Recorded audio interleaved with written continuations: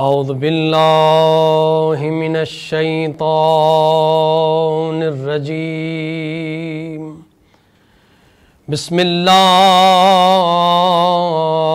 الرحمن الرحیم الحمد للہ رب العالمین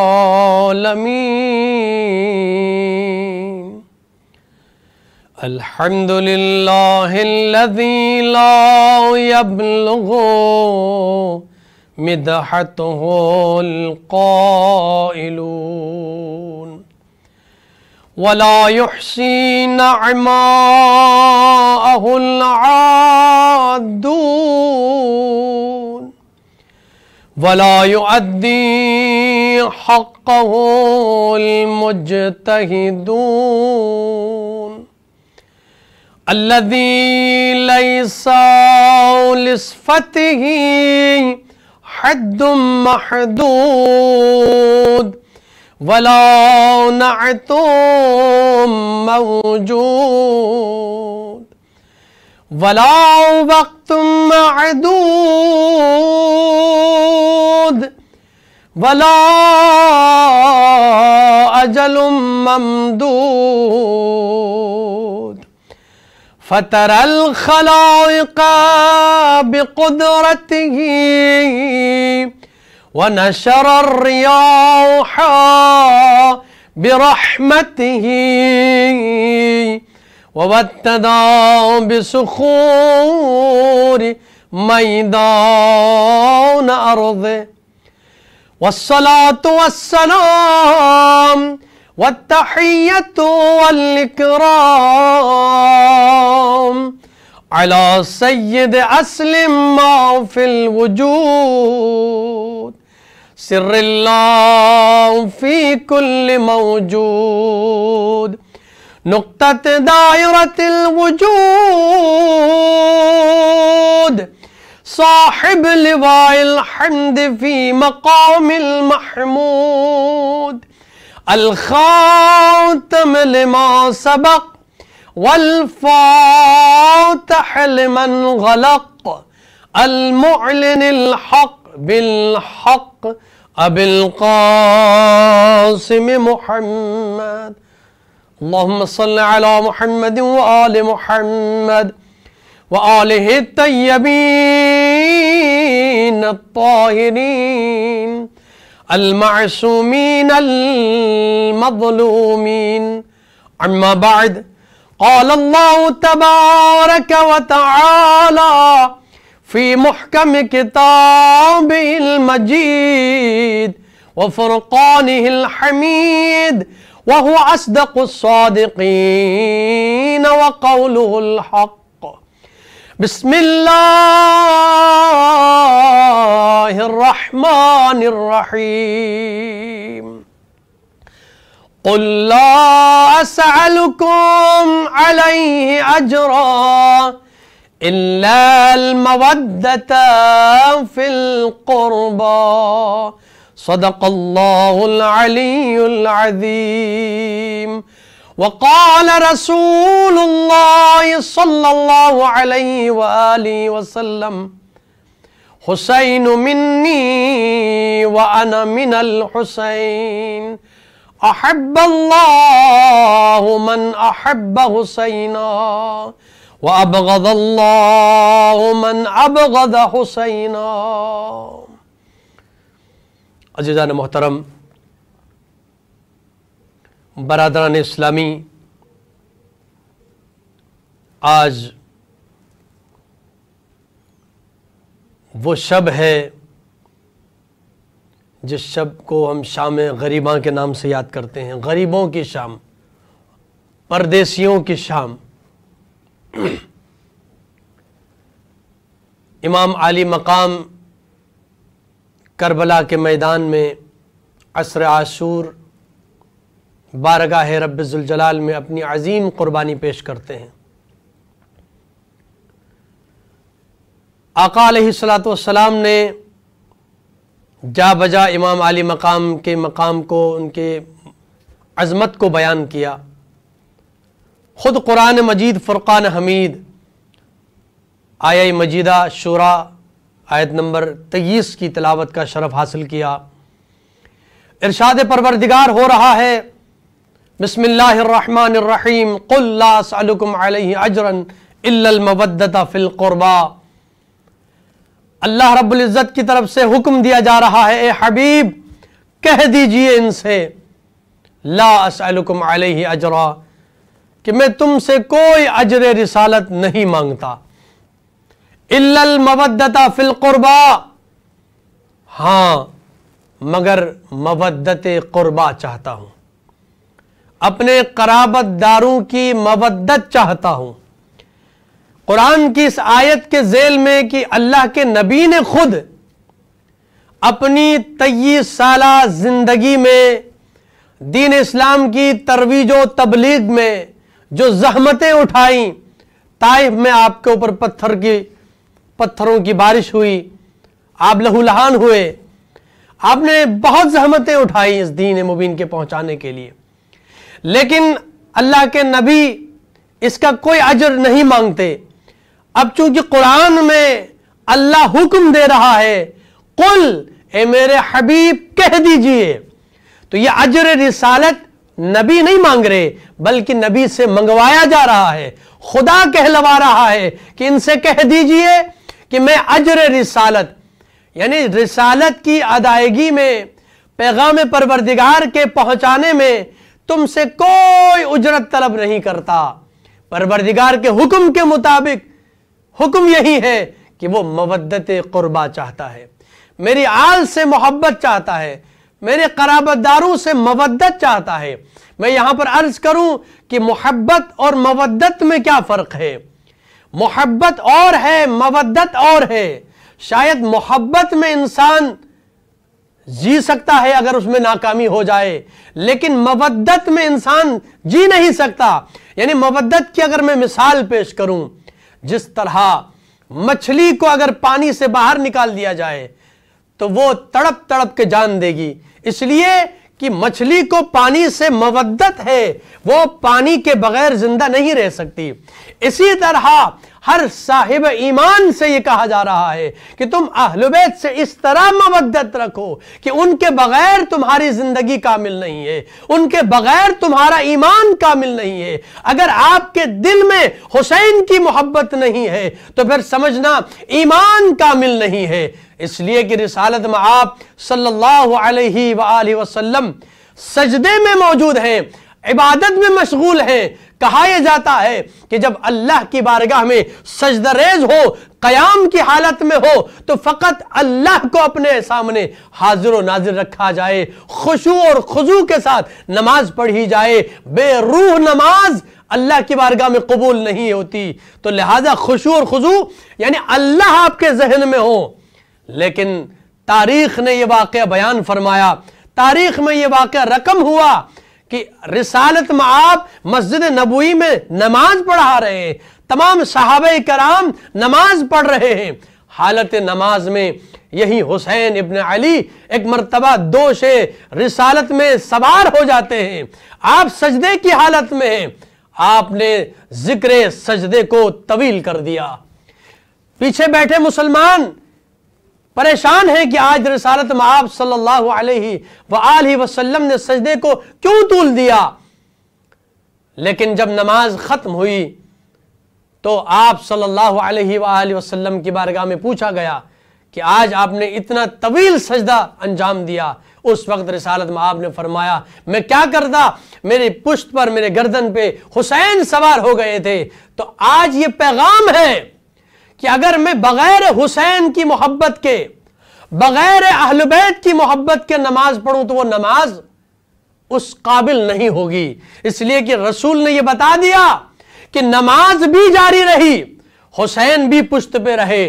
ایسا نہیں ہوا کہ اللہ کے نبی نے حسین کو ہٹایا ہو، حسین کو چھوڑ دیا ہو، نماز کو ادا کر دیا ہو۔ نہ حسین کو چھوڑا نہ نماز کو چھوڑا، نماز بھی چلتی رہی، سجدے کے ذکر کو طول دیا اور حسین بھی پشت پہ رہے جب تک کہ حسین اپنی مرضی سے نہیں اترے۔ یعنی اس میں یہ پیغام ہے کہ اللہ کے نبی یہ بیان کرنا چاہتے ہیں کہ حسین بنائے لا الہ ہے۔ حسین دین است حسین دی پناہ است حسین۔ کیا خوبصورت شعر کہا شاعر نے کہ حسین دین ہے۔ لہذا آقا علیہ الصلوۃ والسلام ارشاد فرماتے ہیں حسین منی وانا من الحسین، حسین مجھ سے ہے اور میں حسین سے ہوں۔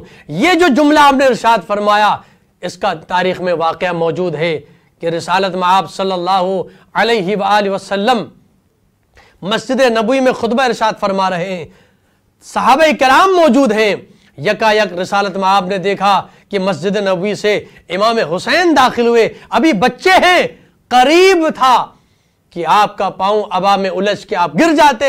رسالت مآب نے اپنے خطبے کو روک دیا، بجلی کسی تیزی سے گئے اور حسین کو اپنے آغوش میں اٹھایا، آپ کے چہرے اقدس کے بوسے لیے اور لے جا کر منبر پہ حسین کو ساتھ لے کے جاتے ہیں۔ یہاں سوال پیدا ہوتا ہے، یہ ہمارے ذہنوں میں سوال آتا ہے، اس لیے کہ رسالت مآب جو کام کرتے ہیں وہ کامل ہوتا ہے، وہ افضل ہوتا ہے، وہ خدا کے حکم سے ہوتا ہے، اس لیے کہ قرآن یہ کہہ رہا ہے بسم اللہ الرحمن الرحیم وَمَا يَنْتِقُ عَنِ الْحَوَىٰ إِنْ هُوَ إِلَّا وَحْيٌ يُوحَىٰ۔ یہ میرے حبیب نطق نہیں کرتے، اپنی زبان کو جنبش تک نہیں دیتے جب تک کہ اللہ کی طرف سے وحی نازل نہیں ہوتی، جب تک کہ پروردگار کا حکم نہیں ہوتا تو یہ خود کچھ بولتے ہی نہیں ہیں۔ تو یہی رسالت مآب یہ عمل انجام دے رہے ہیں۔ ہمارے ذہن میں یہ سوال آ سکتا ہے کہ اللہ کے نبی خطبہ ارشاد فرما رہے ہیں، ذکر پروردگار کر رہے ہیں، خدا کا حکم پہنچا رہے ہیں، ایسے میں کسی صحابی سے کہہ دیتے کہ حسین کو اٹھائیے گا، حسین گر رہے ہیں آپ حسین کو اٹھائیے، یہ کہہ سکتے تھے، کھچا کھچ بھرا ہوا تھا مسجد نبی کا وہ صحن، مسجد نبوی جہاں پہ عبادت میں مشغول تھے صحابہ کرام۔ آپ خطبہ ارشاد فرما رہے ہیں، آپ نے کسی صحابی سے نہیں کہا بلکہ آپ نے خطبے کو روکا، منبر کو چھوڑا، حسین کو اٹھایا، آغوش میں لیا، سینے سے لگایا اور دوبارہ جا کر کے منبر پہ تشریف لے جاتے ہیں۔ تمام مورخین نے لکھا اس کو۔ اور امام حسین کو لے جانے کے بعد آپ نے دوبارہ خطبہ، نئے خطبے کا آغاز کیا۔ آج اگر میں یہ کہوں کہ ایک خطیب کے لیے، ایک خطیب، عام سا خطیب، اس کے لیے سب سے بڑا امتحان یہ ہے کہ اس کی تقریر کے درمیان اگر کوئی خلل پیدا کرے، کوئی ڈسٹربنس پیدا کرے، تو یہ خطیب کو برداشت نہیں ہے کہ اس کی تقریر درمیان میں رک جائے گی۔ لیکن یہاں تو خطیب اعظم ہے، کائنات کے سب سے بڑے خطیب ہیں اور ذکر پروردگار کر رہے ہیں، حکم پروردگار صحابہ کرام کے درمیان پہ پہنچا رہے ہیں، لیکن آپ نے ذکر کو روکا اور امام حسین کو لے جانے کے بعد آپ نے قرآن مجید کی آیت کی تلاوت فرمائی، المال والبنون زینت فی الحیات الدنیا، مال اور حیات جو ہے وہ زینت ہے۔ اس کے ساتھ ایک اور قرآن مجید کی آیت کہ یہ مال اور اولاد فتنہ ہے، فتنہ سے مراد یہاں عربی زبان میں جو لفظ فتنہ ہے اس سے مراد ہے آزمائش۔ عربی میں فتنہ کہتے ہیں آزمائش، امتحان۔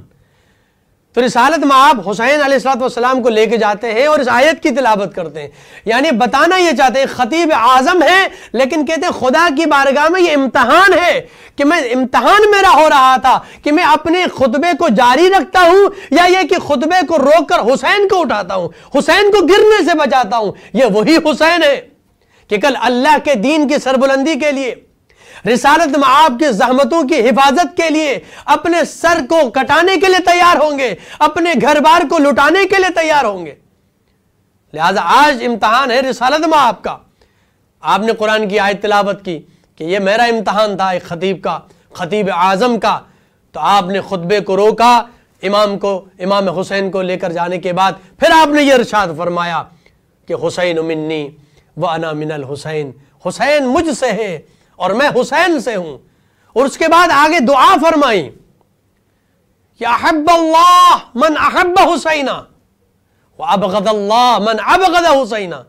بعض علماء کرام فرماتے ہیں یہ دعا ہے، اور بعض علماء کرام کہتے ہیں کہ یہاں پر خبر دے رہے ہیں، یعنی اللہ ان سے محبت کرتا ہے جو حسین سے محبت کرتے، اللہ ان کو دشمن سمجھتا ہے جو حسین کو دشمن سمجھتے ہیں.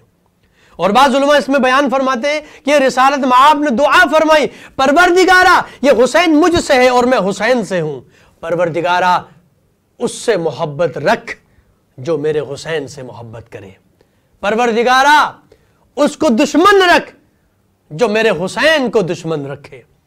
آج مجھے بتائے، کوئی انسان مجھے بتائے کہ رسالت مآب صلی اللہ علیہ وآلہ وسلم نے یہ دعا مانگی، کوئی کہہ سکتا ہے کہ رسالت مآب کی دعا قبول نہیں ہوئی؟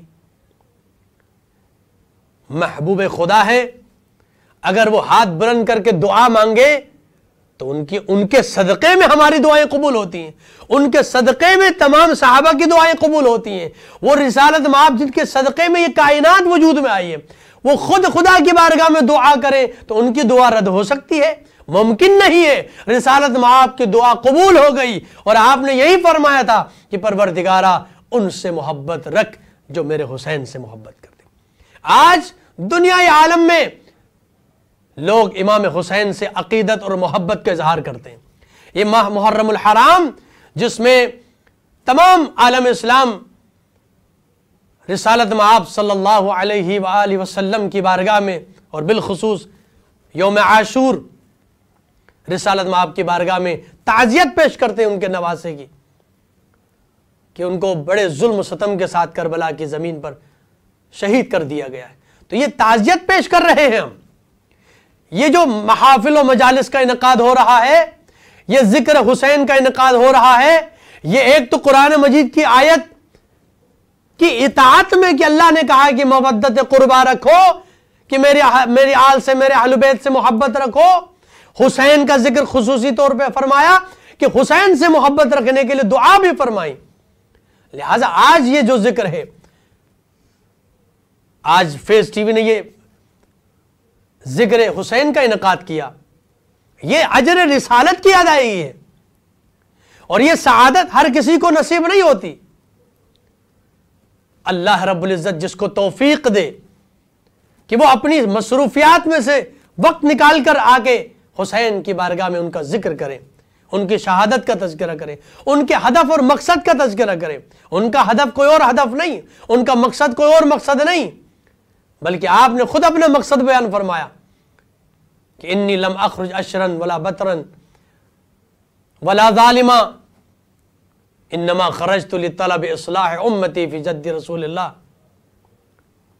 آپ نے خود فرمایا، اور آپ نے فرمایا کہ اريد ان اعمر بالمعروف وانہى عن المنکر واسیر السیرۃ بجد رسول اللہ صلی اللہ علیہ وآلہ وسلم. آپ نے یہ جملہ فرمایا کہ میں اپنے جد رسول اللہ صلی اللہ علیہ وآلہ وسلم کی سیرت پر عمل پیرا ہونا چاہتا ہوں اور دوسروں کو بھی رسالت میں آپ کی سیرت دوسروں کے سامنے پیش کرنا چاہتا ہوں. آپ دین اسلام کی بقا کے لیے قربانی پیش کر رہے ہیں. آپ کعبے کی حرمت کو بچانے کے لیے آپ نے کعبے کو چھوڑ کر، یعنی ایک دن باقی حج کو چھوڑ کے آپ کربلا کے عراق کی جانب چلے ہیں کہ کہیں کعبے کی بے حرمتی نہ ہو جائے. آپ نے مدینے کو چھوڑا، نانا کے اس شہر کو، مدینۃ النبی صلی اللہ علیہ وآلہ وسلم، اس لیے کہ کہیں نانا کے اس شہر کی بے حرمتی نہ ہو جائے کہ حسین اس مقام پر قتل ہوں. تو یہ جا بجا اسلام کی سربلندی کے لیے کام کر رہے ہیں، اسلام کی بقا کے لیے کام کر رہے ہیں. اس لیے کہ یزید نے وہ کام کیا تھا کہ جو اللہ کے نبی صلی اللہ علیہ وآلہ وسلم نے جس کو حلال قرار دیا اس کو حرام قرار دے رہا تھا. اسی لیے امام علی مقام نے یہ ایک خطبے کے اندر ارشاد فرمایا کہ یہ لوگوں تم نہیں دیکھ رہے ہو کہ حلال کو، رسول اللہ کے حلال کیے ہوئے کو حرام کیا جا رہا ہے، ان کے حرام کیے ہوئے کو حلال کیا جا رہا ہے، ان کے دین پر کوئی عمل پیرا نہیں ہو رہا. اصل میں معرفت بہت ضروری ہے، معرفت بہت ضروری ہے. یہی آقا علیہ الصلوۃ والسلام ہے کہ امام حسین کو اپنے دوش پہ سوار کرا کر مسجد مدینے کی گلیوں میں نکل جاتے ہیں. صحابہ کرام نے سوال کیا کہ یا رسول اللہ کیا امام حسین کی طرف دیکھ کر کہا کتنی بہترین سواری ہے. یعنی امام حسین سے، امام حسن سے مخاطب ہو کے صحابہ کرام نے سوال کیا اور بیان کیا کہ کتنی خوبصورت سواری ہے، یعنی رسالت مآب ہے. اور آپ علیہ الصلوۃ والسلام، آپ صلی اللہ علیہ وآلہ وسلم نے کیا فرمایا صحابہ کرام سے؟ یہ کیوں نہیں کہہ رہے ہو کہ کتنے اچھے سوار ہیں؟ آپ کے دوش پہ حسن و حسین تھے، آپ نے فرمایا کہ یہ کہو کہ کتنے اچھے سوار ہیں. اللہ اکبر. یہ جا بجا اس خطبے کے اندر جو دو جملے آپ نے ارشاد فرمائے، یہ آج ہم اور آپ کے لیے بہت بڑا درس ہے کہ امام حسین کی عمر ابھی بہت 5 سال 6 سال کے اندر کی عمر ہے.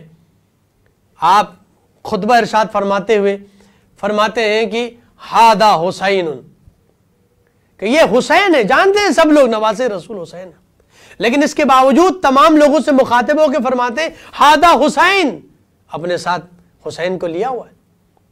اور اس کے بعد فرمایا فَعْرِفُوهُ، اے لوگوں یہ حسین ہے، اسے پہچانو. کون ایسا صحابی رسول تھا کہ جو امام حسین کو نہیں پہچانتا تھا؟ سب جانتے تھے، لیکن پھر بھی آپ علیہ الصلوۃ والسلام نے کیا فرمایا؟ اے لوگوں پہچانو، فَعْرِفُوهُ. اس کے بعد اور جملہ آپ نے ارشاد فرمایا وَانْصُرُوهُ، اس حسین کو پہچانو، اس کی نصرت کرو. یعنی اس وقت اس بچے کی نصرت کے لیے کیوں ارشاد فرما رہے ہیں؟ یعنی اس وقت کیا مدد کی ضرورت تھی؟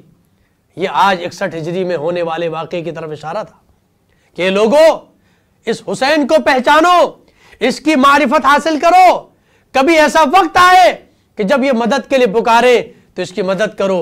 جب کربلا کی سرزمین میں امام عالی مقام نے وہ صدا بلند کی حل من ناصر ینصرنا، ہے کوئی میری مدد کرنے والا؟ تو یہاں پر مدد سے مراد کوئی تلواریں نہیں چاہ رہے تھے کہ کوئی لشکر آ جائے تلواریں لے کر آئے اور مجھے بچائے. نہیں، بچانے کے لیے مدد طلب نہیں کر رہے تھے. اگر آپ کو لشکر جمع کرنا تھا، اگر آپ کو بچنا تھا، تو آپ کے پاس تو بہت سارے مواقع تھے. آپ تو جب مدینے سے چلے ہیں، آپ جب مکے سے چلے ہیں، تو ان دونوں مقامات سے جب چلتے وقت آپ نے اپنے لشکر کے لوگوں سے کہا تھا اے لوگوں میں شہادت کی طرف جا رہا ہوں، وہی آ جائے میرے ساتھ جس کو خدا کی بارگاہ میں شہید ہونا ہے. آپ لشکر نہیں جمع کر رہے تھے جنگ کے لیے، لہذا آپ نے جو صدا آخر میں بلند کی حل من ناصر ینصرنا، اس سے مراد آپ ظاہری وہ مدد طلب نہیں کر رہے تھے، بلکہ قیامت تک یہ صدائے حل من ناصر ینصرنا گونج رہی ہے فضائے عالم میں کہ ہے کوئی حسین کی مدد کرنے والا. حسین کی کس بات پہ مدد کرنا ہے؟ حسین کے پیغام کو، حسین کے مقصد کو، حسین کے منشور کو، حسین کے مشن کو آگے بڑھانے میں کون ہے جو مددگار ہے؟ آج ہم اور آپ یہ ذکر حسین برپا کر رہے ہیں. یہ ذکر حسین کا منشور کیا ہے؟ منشور مصطفیٰ ہے. حسین ابن علی کون سے نظام کو رائج کرنا چاہ رہے ہیں؟ نظام مصطفیٰ کو. حسین علیہ الصلوۃ والسلام کس کی سیرت کو بیان فرما رہے؟ رسالت مآب کی سیرت کو. لہذا مقام حسین، مقصد حسین وہی مقصد ہے جو رسالت مآب کا ہے، کہ دین کی ترویج ہو، دین پر لوگ عمل پیرا ہو. آج شام غریبہ ہے، عزاداران مظلوم کربلا میدان کربلا میں عصر عاشور تک امام علی مقام کبھی اکبر کا لاشا اٹھاتے ہیں، کبھی قاسم کے لاش کے ٹکڑوں کو جمع کرتے ہیں، کبھی عباس کے شانے کٹے ہیں تو آپ کے بازوں کو اٹھاتے ہیں، کبھی ششماہا علی اصغر کے لاشے کو لے کر آتے ہیں، اور آخر میں جب خود امام علی مقام تن و تنہا رہ گئے کربلا کی سرزمین پر، جب آپ نے آخری مقابلہ کیا یزیدیوں کے مخالفت میں، تو اس وقت عالم یہ تھا کہ چاروں جانب سے سب حملہ آور ہو چکے تھے. کوئی تیر مار رہا تھا، کوئی نیزہ مار رہا تھا، کوئی پتھر مار رہا تھا، اور کوئی تلوار سے وار کر رہا تھا. اتنے زخم آئے امام علی مقام کے جسم نازنین پر کہ ایک مرتبہ ایک ظالم نے ایسا تیر مارا کہ امام عالی مقام کے سینے میں وہ تیر پیوست ہوا. امام عالی مقام ذوالجناح کے زین پر اب سنبھل نہ سکے. امام عالی مقام زخموں سے چور چور ہیں. اور ایک مرتبہ وہ وقت بھی آیا کہ امام عالی مقام ذوالجناح سے زمین کی طرف آئے. امام زمان زیارت ناہیہ میں ارشاد فرماتے ہیں سلام اس جد مظلوم پر جس کا لاشا نہ زین پر تھا نہ زمین پر، تیروں کے درمیان زہرا کا لال. ایک مرتبہ حسین نے کربلا کی زمین پر اپنی پیشانی کو رکھا ہے.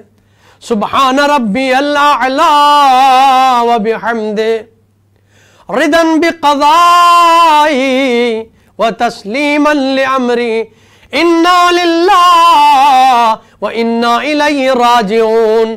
ایک مرتبہ شمر آگے بڑھتا ہے، سینہ حسین پہ سوار ہوتا ہے، خنجر سے ایک مرتبہ حلق نازنین پر خنجر چلانا شروع کرتا ہے. ابھی کچھ دیر گزری تھی، نوک کے نیزے پر سر حسین بلند ہوتا ہے. کربلا کی زمین پر آواز آتی ہے الا قد قتل الحسین بکربلا الا قد ذبح الحسین بکربلا. بس حسین کا قتل ہو جانا تھا. ایک مرتبہ یزیدی فوج نے خیام کی جانب رخ کیا ہے، خیمے میں آگ لگانا شروع کر دیا. ایک خیمہ جلتا ہے، مخدرات عصمت دوسرے خیمے میں چلی جاتی ہیں، دوسرا خیمہ جلتا ہے، مخدرات عصمت تیسرے خیمے میں چلی جاتی ہیں. آخری خیمہ بچا جہاں امام سجاد علیہ السلام تشریف فرما تھے، بیمار تھے. ایک مرتبہ جناب زینب فرماتی ہیں اے سجاد تو وقت کا امام ہے، آپ کا کیا حکم ہے، جل کے راکھ ہو جائے یا بے مکن وہ چادر باہر آ جائے. کس طرح جناب زینب کے سر سے چادر چھینی گئی. ایک ظالم آگے بڑھتا ہے، جناب زینب کی چادر کو چھیننا چاہتا ہے. جناب زینب نے بڑی شدت سے چادر کو پکڑ لیا ہے. ایک مرتبہ یہ نو کے نیزہ سے جناب زینب کی چادر کو فضا میں بلند کرتا ہے. عزادارو ایک مرتبہ شام ڈھل چکی ہے، عزاداران حسین، رات کی تاریکی ہے. ایک مرتبہ جناب زینب نے فرمایا بیبیو سب بچوں کو جمع کرو. سارے بچے جمع ہو گئے، لیکن آواز آئی حسین کے سینے پہ سونے والی سکینہ موجود نہیں. جناب زینب، جناب ام کلثوم، جناب رباب ایک مرتبہ مقتل کی جانب جاتی ہیں، آواز دیتی ہیں یا سکینہ الیہ الیہ، اے سکینہ کہاں ہو. ایک مرتبہ آزادارو اس جناب سکینہ کس منظر پر، جب خیمہ جل رہا تھا، راوی کہتا ہے میں نے دیکھا ایک معصوم بچی جس کے دامن میں آگ لگی تھی، مقتل کی جانب روتے ہوئے جا رہی تھی، آواز یہی دیتی تھی اے میرے بابا میرے گوشوارے چھینے جا رہے ہیں، مجھے تمانچے لگ رہے ہیں، اے میرے بابا مجھے اپنے سینے پہ سلانا. ایک مرتبہ جناب زینب نے دیکھا جناب سکینہ ایک کٹے ہوئے سر، ایک کٹا ہوا جسم موجود ہے، اس کے سینے پہ سر رکھ کے سو رہی ہیں. جناب سکینہ کو اٹھایا، کہا یہ کون ہے؟ جناب سکینہ فرماتی ہے میرے بابا حسین ہے. جناب زینب نے فرمایا تو نے کیسے پہچانا؟ جناب حسین کا سر موجود نہیں ہے، جسم نازنین پر سینکڑوں تیر موجود ہے، کس طرح اپنے بابا کو پہچانا؟ روایات کہتی ہیں جناب سکینہ فرماتی ہے جب میں مقتل میں روتے ہوئے آواز دیتی تھی اے یا میرے بابا، او میرے بابا میری خبر لیجئے، تو اس کٹے ہوئے سر سے آواز آئی الیہ الیہ یا بنیہ، اور میری بیٹی سکینہ ادھر آ جائیے. یہی وہ حسین ہے جو نو کے نیزے پر فقط سر ہے لیکن قرآن کی تلاوت کر رہا ہے. یہ حسین ہے. ایک مرتبہ خیام کو لوٹا گیا، مخدرات عصمت رات کی تاریکی میں کربلا کی سرزمین پہ موجود ہے. عزادارو رات کی تاریکی ہے، آج نہ عباس علمدار ہے، کل شب عاشور عباس علمدار پہرا دے رہے تھے، علی اکبر پہرا دے رہے تھے، جناب قاسم پہرا دے رہے تھے، بنو ہاشم کے جوان پہرا دے رہے تھے، لیکن ہائے غریبوں کی شام، شام غریباں، آج کوئی نہیں ہے، نہ عباس ہے، نہ علی اکبر ہے، نہ قاسم ہے، نہ آل محمد ہے، آج جناب زینب عباس بن کے پہرا دے رہی ہے، عباس بن کے جناب زینب پہرا دے رہی ہے۔ یہ غریبوں کی شام ہے۔